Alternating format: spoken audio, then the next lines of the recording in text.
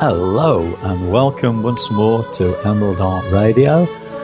It's a Friday again. It seems to come round so quickly. And when I hear that introduction, it almost sends me off to sleep. So before I do, I say hello to my other half of the show, Dave Ashworth. Hello, Dave. Hello, Alan. Well, you've got to laugh, haven't you? We've been asking the producer to change this tune for weeks, but he says he's too busy. That's fair enough. I do, seriously. I'm listening to it and I'm going side to side to side. I think, hang on a minute, I'm going to say something in a minute. He's going to send us a message in a minute, isn't he? You're right. You're lucky I'm here. Yes. I know that, Dave. We know this. Yeah. Thank you so much. Yeah. Thank you for being you, being there, being here. Joking aside, he's an incredible guy, and and I know he's going through a lot at the moment. So, quite seriously, we do thank him very much. Yeah. Alan says he's an amazing guy. He does hold the whole world on his shoulders. He's a strong guy. He is amazing. Yes. Yeah. Every week, Alan tells him he can put the weight down, but he doesn't want to yet. He's quite happy holding it up.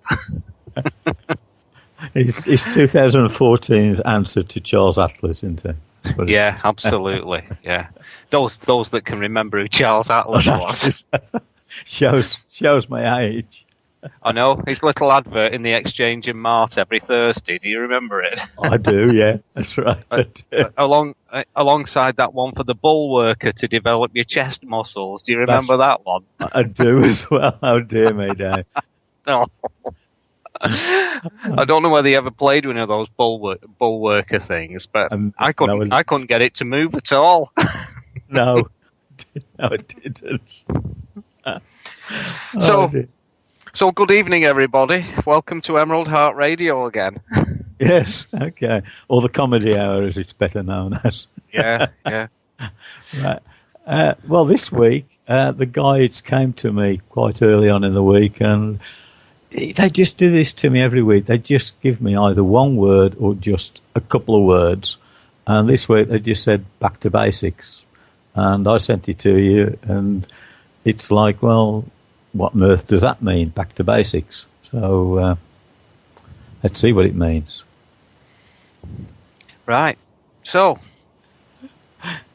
yeah, there's lots of different ways. We actually did a spiritual retreat a couple of years ago, which was entitled Back to Basics. And it was a weeks-long retreat, and I can't remember any of it. But Sorry, go on, Alan. No, I was just going to say, no, that's quite amazing, because I didn't know that. So, obviously, the guides got the message through, didn't they? Sorry. Yeah, they did. No, it's all right. So, sometimes, on the spiritual path, a lot of, all kinds of different things can come to you at different times. It's often referred to as the path of the spiritual warrior. And what that means is that when you're delving very, very deeply into light, when the light of the universe is trying to awaken you, it brings up all kinds of things you cannot possibly imagine. In fact, I'm just coming out today of a 24-hour period that was just absolutely horrendous. And this is it's the kind of prequel to moving forward again. Because the light comes in, it brings out the darkness, which just consumes you, and you have to ride through this and get some help and assistance in the process sometimes. So when you're going through the dark stuff, and let's face it, you can't have light without dark, because the light is always going to illuminate the darkness. This is a good time to just stop everything and go back to basics. And when I mean stop everything, you just have to, as you're coming out the other side, and sometimes as you're going into the dark phase, you just have to stop and see what you can do to alleviate the symptoms. So stopping can mean switching off all the everyday things you're up to and just going into that inner space. And what I do at times like this is sometimes do some self-healing. go right back to basics and do some very simple things, maybe just taking an essence or working with some crystals. What I actually did last night when I was going through a very dark part of the process, it was coming up to dusk time, and I just set off walking down the lane. I live in a little country lane, and I was heading to 2 oak trees that were actually cut down a couple of years ago. And one of these oak trees in particular, after it had been cut down, I went through the most amazing experience with it when I saw the spirit of the tree re-merge with universal consciousness. It was the most amazing thing I've ever seen.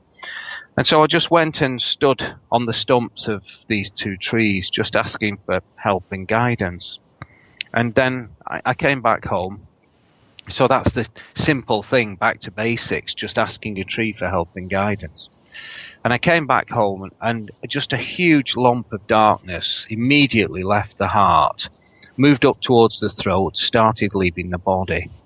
So I thought, oh, well, that's good. Let's see what happens. But the following morning, after a very difficult night, really, lots and lots of emotional stuff coming up, and it was one of those nights that never seems to end. You know the type I mean, Alan. I do, yes, indeed. Yeah. I woke up this morning, and it was just there again. You know, more of it coming up from the heart, even though a huge chunk of it had left. And so I got in touch with a very, very good friend, and we just went through a process together. And since then, it's all starting to clear now. But there's a... Sorry, Alan, go ahead, yeah. Yeah, it's strange because we talked earlier on this year about, that this can be perhaps a roller coaster year, but it's a year when things can happen. Yeah. And it's, on a personal point of view, probably the last week, perhaps 10 days, things have been starting to clear. You're on about clearing, and being like you. It's strange. It's like you're getting somewhere. Just niggly things that aren't really important kind of happen. That you think, no, that I've got to sort that out, or I've got to sort this out. But the major things are starting to come forward. Now, back to basics. Well, going back 2 years ago, just over 2 years ago, as you know, Dave, it seemed on course with money to his show Sacred was going to hit the stage, and he's going to go to Broadway, and then of course Manny died. Yeah. And then it all went totally flat.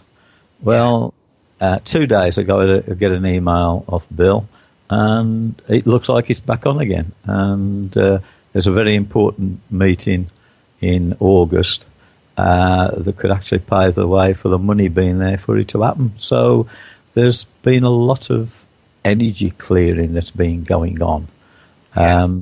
So, just because you think something is dead in the water and it isn't going to happen, it's just like it resurrects itself like the phoenix. It's quite incredible sometimes.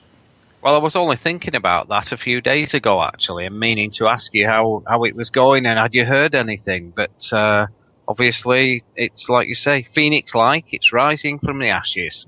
That's right. Yeah. Yes. I might try this rising from the ashes one of these days. If there's anything in it, because this all started with me flying into Phoenix Airport, Blue Harbour, and there I'm talking about rising from the ashes. So yeah, there's some connection. Yeah. So back to basics. Do you remember what the very first things you were doing were when you started on the spiritual path? What was the first kind of things you were doing to try and help your own awakening process? Shall I tell you what happened after the awakening with you at your home in Prestwich? Yeah. Right, okay. And as you said, my guide Ronaldo would be talking to me within the next few days, and we've got a lifetime's of work ahead. Yeah. And 3 days later... Was he a footballer, this guy? Yeah, I mean, he's resurrected himself quite a few times. Oh, dear me. And actually, I found out a lot about him. He was a doctor in Brazil. And, and like as you picked up, it's over 400 years ago. But anyway, all those messages came in and that. And then a couple of days later, of course, I've been talking about it to Anne's brother Clive and his wife Lynn. And Lynn said she knows a girl up at the stables where she keeps her horses with a parent, the son of her brother, in other words, who was probably about 18, 19 at the time, was going through a really bad time and was being thrown about in his bedroom. He'd been thrown up against the wall and in the night, and just bad things were happening. And the very first thing that I did, if you want to call it spiritually, was go around to their house and clear out the demon from the place that was doing it. And that was the very... So if you call that back to basics, I mean, that was my indoctrination into...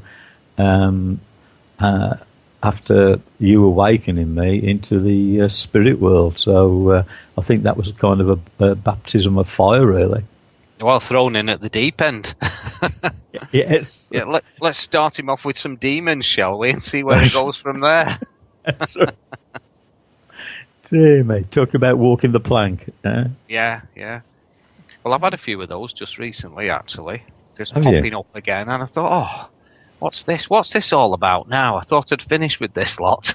But it was very interesting that the people involved went through some amazing transformations once that energy was cleared.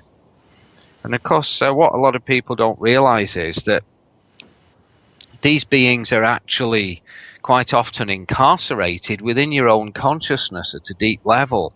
And as you work with light and your vibration continues to rise, eventually you're holding more and more light, and they bubble up to the surface eventually as the darker aspects of consciousness are dissolved out of the system. And all of a sudden they arrive on the top, at the top vibrational level, and of course they can't function in that amount of light, and that's when they start to kick off and make life difficult for people.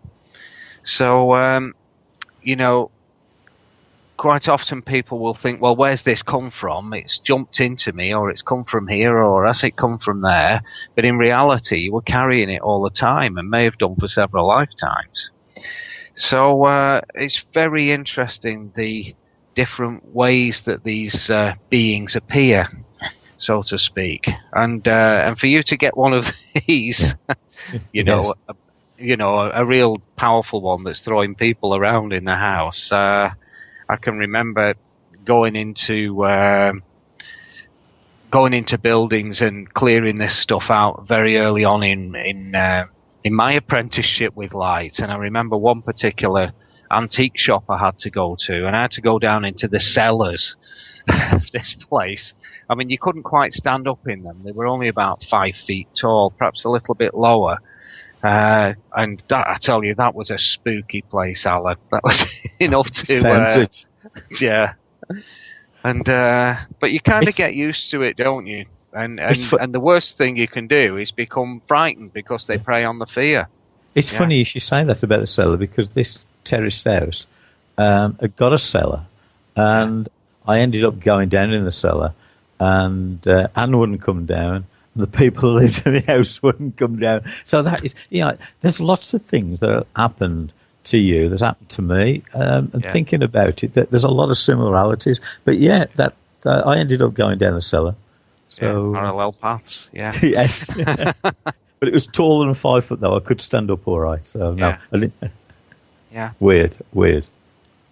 Well, back to basics. The first things I was doing, really, right at the beginning of the path, So I was having this awakening process that I spent 3 years going through. And of course, I was immediately, as this was happening, I was trying to find answers. It's like, what on earth is happening to me? You know, am I going crazy? Yeah. And you don't know whether you are or you're not when the light first starts to come in, and you start to see things, and you can't sleep, and your imagination is going completely mad, and your emotions are up the wall because the light's turning you inside out. Yeah. And so back to basics is very much trying to get a stable platform to just hold your life together, really. And of course, what God is trying to do is smash your life to pieces because it's no good to you anymore. Well, That's your old life, isn't it? Yeah. I can remember at the time, Dave, that from that awakening in 1996 until I gave up, shall we say, conventional work in 2000, in those 4 years, I kept looking for, what should I be doing? And I changed my job, I think it was about 3 times, something like that, thinking that by changing my job, I'd be happy and that's what I needed. And each time it wasn't the answer, until that fateful day, I was working for myself in the end, selling my dive flights and everything. And I got like about £800 worth of stock. Yeah. And I thought the only way that I'm going to get out of this trap is that I thought about selling them, and I thought, I know what's going to happen. They're going to be hanging on there for ages. So I put them all in the boot of the car. I went down to the local refuse dump, and they went in a skip. Yeah. And anybody listening think, is he mad? £800 worth of stuff. But it was like it was the only way of getting out of this entrapment. That's right, yeah. The only way of getting out of that kind of dead-end world, isn't it? Well, it's not a dead-end world, but it is for people who are awakening, because the universe, just has this plan. Yeah. And, what I had to learn, what we all have to learn to do really on the path is at certain times the universe is calling for massive change. And, my life changes constantly. It's living on the edge all the time. As you know, you don't know when the money's coming in or where the money's coming from, but it usually does arrive just at the moment you need it. That's right. And it is learning to live in absolute trust on that edge. And it reminds me of a saying, come to the edge. We're afraid. Come to the edge, he said. We are afraid. Come to the edge. And he pushed them and they flew. That's almost been a mantra in the Emerald Heart School of Enlightenment, because that's what I have to do to people. When you come to work with a light that's very, very powerful, there's only one way you can work with that, and that is be pushed totally into, or rather out of, your comfort zone and into the zone of which is bordering on a reality which almost doesn't exist. So it's funny you say that, because as you know, you've been to our house, and we've got the statue of Sai Baba there. Yeah. And when going back some years ago, we met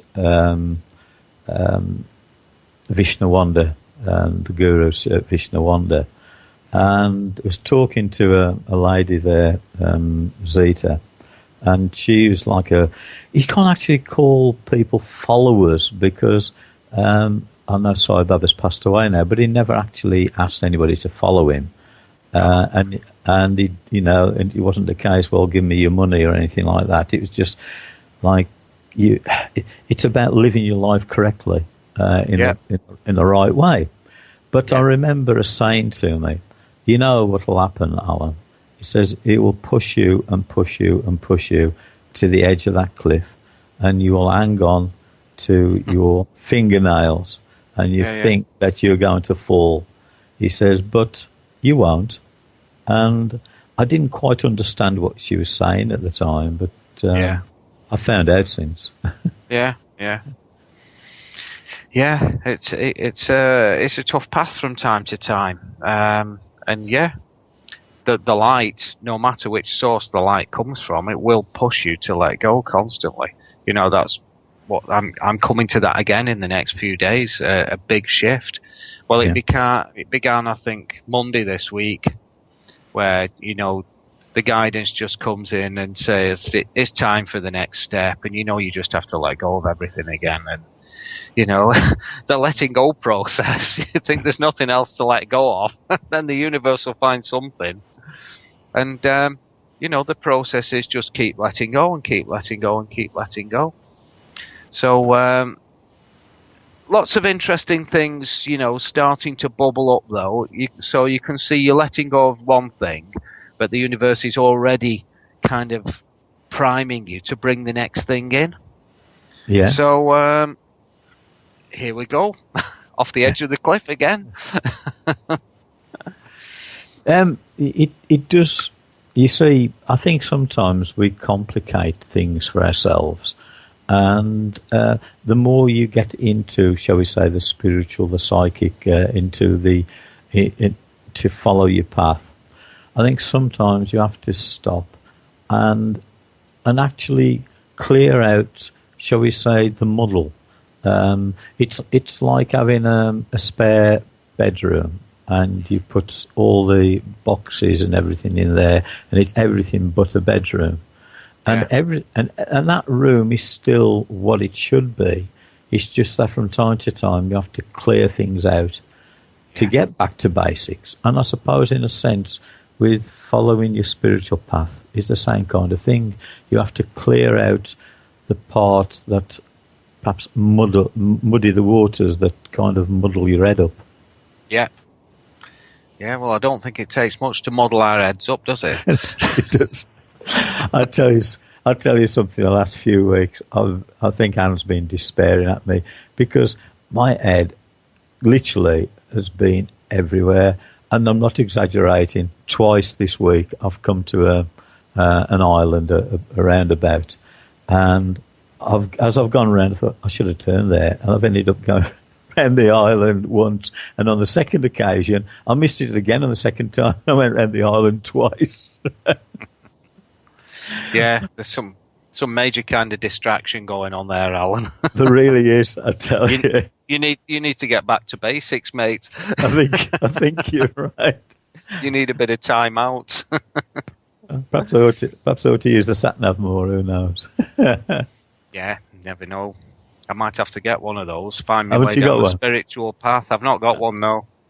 So, but if you could, maybe we should start programming, producing programs for sat-navs to show people the way down the spiritual path. That's right. This is where you start, and then the rest is a mystery. But on my old sat-nav, which basically gave up the ghost about a year ago, I've got another one now. I've got Ozzy Osbourne's voice on, so that wasn't very spiritual. You can just imagine what he said when he come for turning left or right and going straight on. Yeah. So that wasn't very spiritual. No, never mind. But, you know, what is spirituality? You know, if we're talking about back to basics, what is spirituality? Jesus has a little saying. As usual, I can't remember all the words, but it's along the lines of, you know, his disciples speak to him and say something like, how will we know when we've changed, kind of thing. Yeah. And he says it's a movement with a repose. And it took me a long time to understand that saying.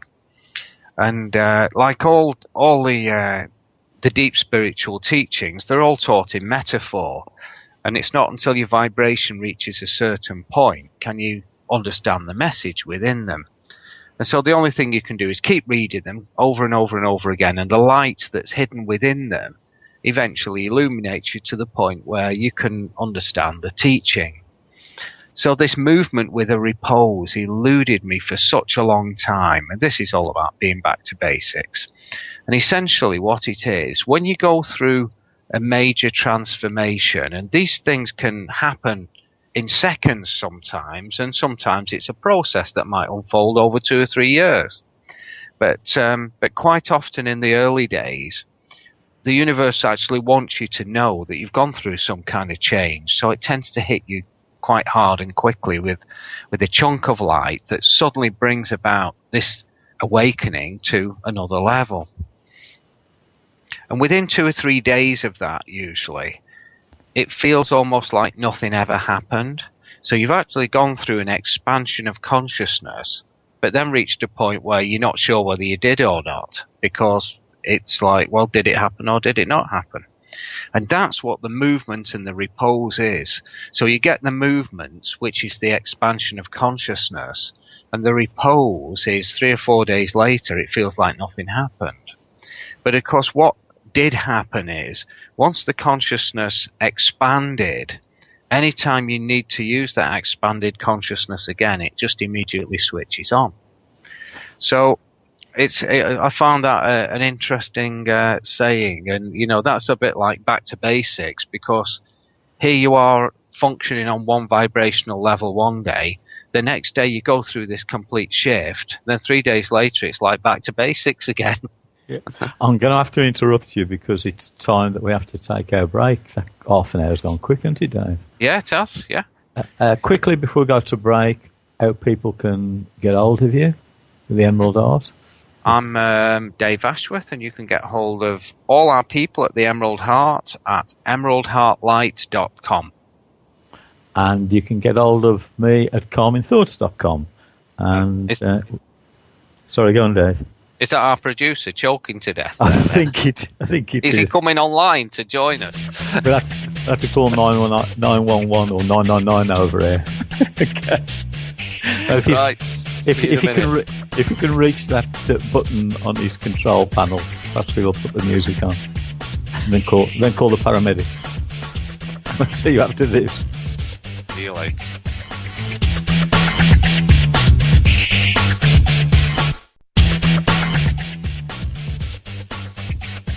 Hello, yes, it's back to the Emerald Heart Radio. I'm Alan Cox, and the other half of this comedy duo is Dave Ashworth. So, are you still there, are you, Dave? Most of me, yeah. Oh, that's all right, Ken. Physically, I'm still here. I've gone back to basics, so the spiritual bit doesn't function anymore. That's all right. Oh, dear. Right. When you think about it, this life of ours, I'm talking about people's lives in general, is a very strange thing, isn't it? Really, because we get put through a lot, really, in different ways, and we all have our own that expression cross to bear. And it can be emotional turmoil. It can be health issues. It can be financial worries. Yet it seems that I don't know anybody who, in one form or another, doesn't get tested. And is that about going back to basics? About taking a step back and trying to put your life in order, because sometimes with health we can perhaps help ourselves by altering our lifestyle. Money, it could be that we've made wrong decisions and we need to put those right. Emotional things, is it a case that we wanted to be with somebody and it's a case of they're not the right person for us. So in a way, that in our lifetime, there's probably a lot of reasons why we have to go back to basics. Yeah. Well, particularly speaking about relationships and emotions, it's as the time zones change that we actually inhabit, you find that everything changes within those. So time, if there is such a thing, the concept of time most definitely is speeding up. We know this. we can see how fast things are going just in the 12 months since kind of 2012. So we're in 2014 now. Yeah. Here we are, this year has absolutely been flying by. We've attained so much and achieved so much. And what happens in relationships in this kind of time period is you might find you come in and out of relationships quite quickly. Whereas if we go back to the period between 1900 and 1950, you got married and divorce wasn't a common thing in those days. You got on with things. You just got on with the job. You got married and you got on with the job, and marriage was a lifetime thing. So what happens with relationships is two people come together to learn from each other or to learn about things with each other. And once you've both learned what you needed to learn in those relationships, then they dissolve away, or the tensions begin to show. And the tensions are the sign that either this relationship needs looking at and fixing, or it's time for this to move on. Now, with us being, moving on from 1950 through the 60s, the 60s was a massive period for accelerating universal consciousness, particularly as we came through to the latter half of the 60s. And then the nature of relationships began to change a lot. More and more people started living together and not getting married. Maybe a lot of people played the field for a while before settling down. And as you come through the 60s through to the 90s, there's another quarter century gone. And by the 1990s, certainly by the end of the 1990s, what you find in spiritual circles is we've got a massive amount of awakening going on in that period now. So as we come through the late 60s and into the 70s and 80s, people were starting to awaken, and then Reiki came in the early 90s, and that was the first sign of the mass awakening, and people were reaching out to get connected with these healing energies. What you find is relationships speed up again. So you're going in and out of relationships at a faster pace from the beginning of the 90s through to the end of the 90s. And then you find there's a kind of period of stability after the late 90s and into about 2004 or 2005, where relationships tend to stay together through this period of stability. But now we're off on another rocket ride as the universe accelerates again. What happens is people learn the lessons very quickly in these periods of acceleration. And so two people come together, they learn what they need to learn, and then they part again. But of course, because we're humans, we've developed this kind of addiction to each other, for want of a better description. That's what it is, really. It's addiction. We're addicted to being in the relationship. We're addicted to the joys that the other person brings to us. And when that all goes a little bit pear-shaped and relationships start to fall apart quite simply because they've served their time, as humans, we have to go through that breakdown process of going through the traumatic emotions of separation. And again, it's back to basics. You go right back to basics. And you say to yourself, well, what have I learned from this? What am I going to change? If you've got anything about you, consciousness, you're going to say, what have I learned from this? And what do I need to take from it? So I'll become a better person. And then I'm ready to attract my next partner. So that's your period of back to basics when you come out of the relationship. How do you see what, I suppose, you can say our generation were brought up with, is that when you find the person that you're going to marry, then it's till death us do part, and it was always said in God's name. So you're brought up to believe that your relationship should last for the rest of your life. I mean, it hasn't in my case, and I know it hasn't in yours as well. But how do you see that? I don't know what you'd call it, doctrine. That's a good thing to call it, a doctrine. Yes. You become indoctrinated with somebody else's teachings. Do you see it as something that God requires from us, and we're fallen if we don't follow that doctrine? No, absolutely not. I see it in exactly the opposite way. Well, I do myself. I'm just interested to you know, humans are great animals for suffering. They really know how to suffer. They're experts at it. Yes. So humans have got two wonderful traits. One is they're absolutely saturated with poverty consciousness, and the other trait is they love to suffer. So I knew a chap. Well, I still know him actually, although I've not seen him for a few years now because he lives in a different town. And this lad lives by this code of until death do us part. Yeah. Right. And this ex-wife of his, who he's still married to, but she lives somewhere else with another man and another family.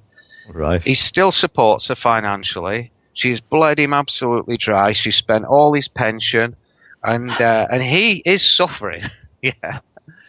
Now he's a lad who actually he's a counsellor on the Samaritans line, amongst other things. He was a headmaster at a school, so he's not unintelligent. Yeah. And he was asking me a question about something one day, and I was giving him an answer. And he says, "You won't convert me, Dave. You won't convert me." I said, "I'm just answering your question. I'm not trying to convert you to anything. What you do with your life is your choice." But this is a classic situation of somebody who cannot learn from a situation. He's got his head so deeply buried in the sand that he's just suffering and suffering and suffering. And the universe says, as long as you want to suffer, you can suffer. But the moment you want to change the pattern, just let us know and we'll help you. And through the law of reflection, you would be helped. But he's lost his house, he's lost his car, he's lost everything. He now lives with his brother because he hasn't got anything left. And she's taken everything. And he's allowed her to take it. Crazy. Yeah, he should be locked up. He's a danger to himself. I'm going to say, yes. But from another perspective, we can look at this from another perspective, the till death us do part. This is an ancient teaching for an ancient time. This essentially comes from a biblical teaching and a church teaching. So it's 2,000 years old to start with. The universe has been rocketing away for 2,000 years, and the teachings are still the same. They've not moved. If you look at the difference between the Old Testament and the New Testament, there's light years between those two teachings. Yes. So in the Old Testament, it was an eye for an eye and a tooth for a tooth, yeah? Yeah. So the message was revenge, yeah? When you get into Jesus' era, it's turn the other cheek. I was just going to... Yes, exactly what I was just going to say, yeah, that's right. So you can see just in that one teaching how the whole world, how the universe has changed because the teachings are now different. But although there's been many teachers that have come since Jesus' time, you could say in the USA, for example, there's a lot of different individual churches. And I haven't studied them, so I don't know what the teachings are like. But I'm sure there are very, very modern teachings, and that's what we're discussing here. We're discussing this. Well, do you get married until it's death do us part? Or do you use your common sense and tune into the universe and say, well, am I meant to suffer this ridiculous and appalling marriage? Or am I ready to move on? The lesson is, if it doesn't work, you should move on from it, because otherwise you're not evolving. And the moment you can step out of the situation that is difficult, and you do this by asking just one very simple question, which is, what am I trying to learn from this difficulty? The universe will just throw difficulty at you until you ask, what am I trying to learn from this? And the moment you ask that question, the universe can then start giving you an answer. But until you ask the question, it can't give you the answer. You see, a lot of people say, well, I can't get out of this relationship because I've got to think of my children, and I don't know what's going to happen to them if we split up, and, is it going to ruin their lives?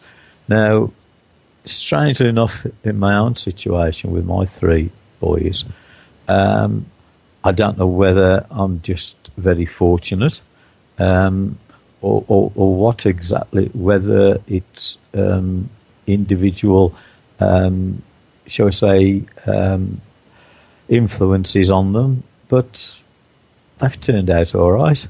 And you hear it on the TV or radio, newspapers or something, that somebody's had that was separated, the parents separated when they was children, and it's used as an excuse why they've gone on some kind of rampage or whatever, the deprived childhood. Now, is that an acceptable excuse? Is it that some people are programmed to, in a sense, go off the rails, and others are programmed to overcome that adversity and be okay? How do you see that one? Well, the program is being written on a daily basis, isn't it? Yeah. You know, the grown-ups are the role models for the children. But, adults frequently don't take account of the fact that children are extremely sensitive and extremely intelligent. If there is disharmony in the house, the disharmony in the house is going to do the kids more damage than the parents splitting up and there being harmony in their lives. But yes. Each case is very, very different, isn't it? You can only look at each case in isolation to see what the dynamics are of the relationship and how things are working. But for sure, what happens in a lot of situations, people have a complete and utter fear of parting company. So they stay together for all kinds of spurious reasons which don't do anybody any good. So they all end up suffering. The husband, the wife, and the children. Yeah. So it's a tough one. It's not an easy one to answer, but in the case, if I was working with a client and that was the situation, and the guidance would come through, and it would ask all the relevant questions, and then it would give them a situation at the end of it and say, well, this is the reality, A, B, C, and D, and these are your choices, A, B, C, and D. And you can certainly rule out A, B, and C and deal with the answer. So, but then people have to have the courage to make the move. And that's the hardest part, is finding the courage to step out of that kind of situation. Yeah, it is. It's I've said this to a lot of people, is that we all can be afraid of change. But if you think about your life in general, you're born, you then have to leave your parents to go to, as I call it, kindergarten, nursery, for a few hours a day, and then that steps up to infant school, and you're there for longer, and then junior, and then senior school. So these are all new beginnings every so many years. And then you come into that big thing, that place called being an adult, and if you're lucky enough to get a job, being a job, and then you have to meet all new people there, and then you think, I'm not happy with this job, I need to change. But a lot of people stick to it because they're used to the routine. They do the same thing every day and the same journey to work, the same people, yet every day they get more frustrated, and then they suddenly find the courage and get another job, but then they get back into another kind of rut as well. And there's something about us human beings that even though our life changes throughout our lives, we kind of resist those changes every time that they're there to happen. That's right, yeah. And again, it's the lack of courage to step into it that keeps people trapped in those situations. And the other major issue there is, people are very much programmed with the need for security. It's like, oh, well, you must have some savings, you must have your own house, you've got to have insurance, this, that, and the other. And they fall into the trap of listening to the rhetoric and being afraid to do their own thinking. It's like, oh, well, everybody else is doing this, I'd better do it too, kind of thing. Yeah. So we can. Sorry, we're almost at the end of the show again, Dave. I think we've got about 3.5 minutes left or something like that. But when you actually think about it, being corrected 3 minutes, and these are all things about going back to basics, about trying to get things on a level playing field again for us to start off again. In other words, it's like scoring the goal and going back to the centre of the pitch and you kick off again. It's like having to do that in life sometimes, isn't it? Yeah, it is, yeah. Back to basics. Yes. Here we go again. That's right. Thing. Yeah. Well, yeah, well, sorry, go ahead, Alan. No, I was just going to say the time's gone really quickly again. This hour kind of flies by. So I think the guides were trying to get us to realise that changes are afoot, and we've I just say we've got to kick off from the centre spot again, type of thing. Yeah, just hold on to the ride because it's very fast. All you need to do is hold on, and when it goes around a fast corner, let go. And then you'll fly into the unknown, and that's what it's all about, flying into the unknown. Oh dear me, yes. Yeah. I've just got time to tell you a funny story. One of the first things I did when I was going through my awakening was every day for hours I would listen to a recording of a chakra meditation, and I would go through this religiously several times a day. And I was coming back up from London to Manchester on a train one night. It was a late train. I think it was 9 or 10 o'clock at night. And I had a little portable tape recorder in my pocket with this meditation on it. So I thought, I'll plug this in and have a listen on my headphones while we're zooming up to Manchester. So I was going through it was about 45-minute tape of this chakra meditation. And when the meditation finally stopped, I realised that there was a fault on the tape machine and the whole coach were listening to this meditation while I got the headset on and was totally unaware of it. When I switched it off, the woman said to me, they were sat the other side of the table, "That was very interesting, thank you."